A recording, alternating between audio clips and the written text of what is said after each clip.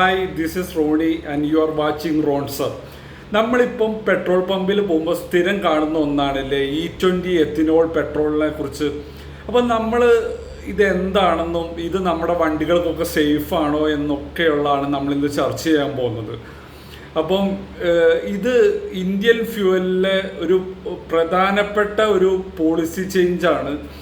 പിന്നെ E20 ethanol കലർന്ന petrol.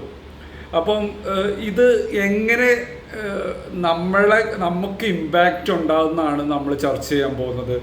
നമുക്കറിയാം, നല്ലൊരു ശതമാനവും നമ്മൾ ക്രൂഡ് ഓയിൽ പുറത്തുനിന്ന് ഇമ്പോർട്ട് ചെയ്തിട്ടാണ് നമ്മളിവിടെ യൂസ് ചെയ്യുന്നത്. ഏതാണ്ട് പിന്നെ ഒരു അത്രയും കൂടുതലാണ് നമ്മുടെ പിന്നെ ഈ ഓയിൽ കൺസംഷൻ ഇന്ത്യയിലുള്ളത്. നമ്മൾ ഏറ്റവും ലാർജസ്റ്റ് മൂന്നാമത്തെ ഓയിൽ ആൻഡ് ഗ്യാസ് ഉപഭോക്താവും കൂടെയാണ്. അപ്പം E20 പെട്രോളിൽ ഇപ്പം നമ്മുടെ ഗവൺമെൻറ്റിൻ്റെ ഭാഗത്തുനിന്ന് വലിയൊരു ഇത് വന്നിട്ടുണ്ട്. ഇനിയും തൊട്ട് ഏപ്രിൽ 1 മുതൽ E20 പെട്രോളായിരിക്കും നമ്മുടെ വണ്ടികൾക്കൊക്കെ യൂസ് ആകുന്നതെന്ന് പറയുന്നിട്ട് വലിയൊരു അനൗൺസ്മെൻറ്റ് നടത്തി നമ്മൾ കേട്ടിട്ടുണ്ടാവും. അപ്പം ഈ E20 എത്തിനോൾ കലർന്ന പെട്രോള് എങ്ങനെയാണെന്ന് വെച്ചാൽ ഇതൊരു ബയോഫ്യൂലാണ്. അത് കൂടാതെ അത് നമ്മുടെ ഷുഗർ കെയിനിൽ നിന്നും പിന്നെ കോണിൽ നിന്നും ഗ്രെയിൻസിൽ നിന്നും ഒക്കെയാണ് ഇത് പ്രൊഡക്ഷൻ നടത്തുന്നത്. അപ്പം ഇത് പിന്നെ നമ്മുടെ വണ്ടികളിൽ യൂസ് ചെയ്യുമ്പോൾ എന്തൊക്കെയാണ് നമുക്കിതിൻ്റെ പ്രശ്നം എന്ന് ചോദിച്ചു കഴിഞ്ഞാൽ 2023 മുതലുള്ള വണ്ടികൾക്ക് പ്രത്യേകിച്ച് പ്രശ്നങ്ങളൊന്നും ഉണ്ടാവില്ല. കാരണം അത് E20 ഫ്യൂവലുമായിട്ട് അഡ്ജസ്റ്റബിൾ ആയിട്ടാണ് ഉണ്ടാക്കിയേക്കുന്നത്. എന്നിരുന്നാൽ പോലും ചെറിയൊരിത് കേൾക്കുന്നതെന്ന് പറഞ്ഞാൽ സ്റ്റിൽ ചെറിയൊരു മൈലേജ് വേരിയേഷൻ ഈ എത്തിനോൾ കലർന്ന പെട്രോളിൽ വരുന്നുണ്ടെന്നുള്ളത് ഒരു ന്യൂസും സ്പ്രെഡായിട്ടുണ്ട്.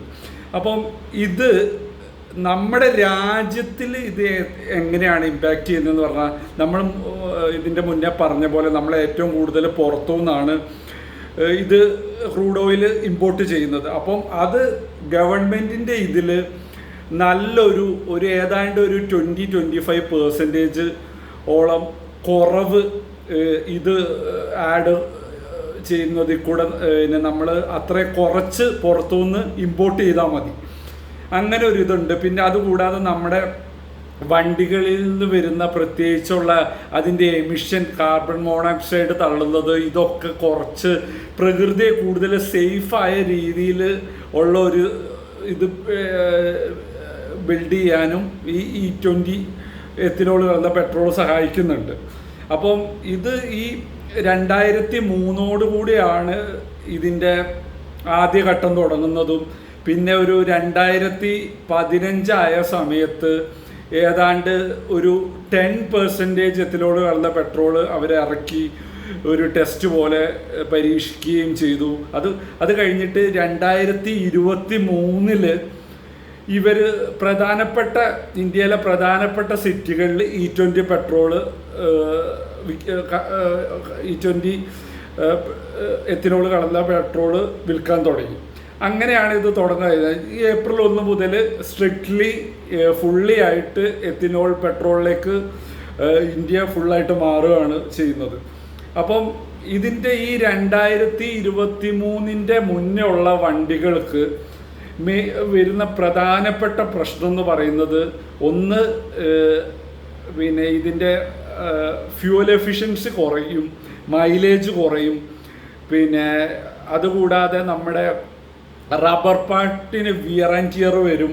ഇങ്ങനെ കുറച്ച് പ്രശ്നങ്ങളാണ് 2023 മുന്നുള്ള വണ്ടികൾക്ക് ഉണ്ടാകാൻ പോകുന്ന പ്രശ്നങ്ങൾ. അപ്പോൾ അവർ പറയുന്നുണ്ട് ചെറിയ ഒരു അൾട്രേഷൻ വഴി ഇതിൻ്റെ മുന്നത്തെ വണ്ടികളെ നമുക്ക് E20 ഇതിലേക്ക് അഡാപ്റ്റ് ചെയ്യാൻ പറ്റുമെന്നും പറയുന്നുണ്ട്. അത് എത്രമാത്രം ശരിയാണെന്നുള്ളത് ഈ ഫ്യൂവല് ഫുള്ളി ഇറങ്ങി കഴിയുമ്പോൾ നമുക്ക് അറിയാൻ സാധിക്കുകയുള്ളൂ.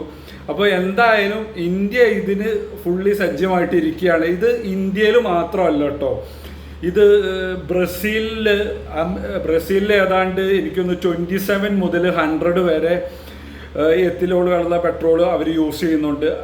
പിന്നെ തായ്ലാൻഡ് യൂസ് ചെയ്യുന്നുണ്ട്, അമേരിക്ക യൂസ് ചെയ്യുന്നുണ്ട്.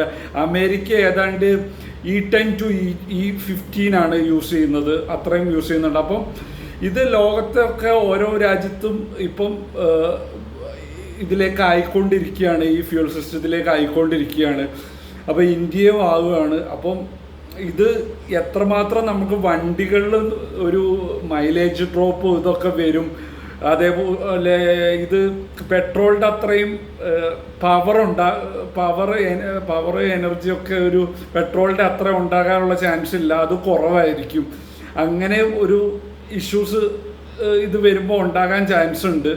പക്ഷേ ഇതുവഴി ഇന്ത്യക്ക് നല്ലൊരു നേട്ടം, ഏതാണ്ട് നമ്മളൊരു കൊല്ലത്തിൽ $30,000 ബില്യൺ പിന്നെ പുറത്തുനിന്ന് ഇമ്പോർട്ട് ചെയ്യുന്നതിലുള്ള കുറവ് നമുക്ക് വരും.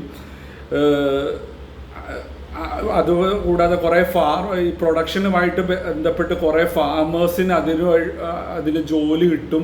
പിന്നെ അതുകൂടാതെ ഈ പറയുന്ന പോലെ എമിഷനും കാർബൺ മോണോക്സൈഡ് തള്ളുന്നതൊക്കെ കുറയും. അങ്ങനെയൊക്കെ ഇത് സഹായമാകുമെങ്കിലും സ്റ്റിൽ എല്ലാവരുടെ മനസ്സിൽ ഇതൊരു കൺസേൺ ആണ്.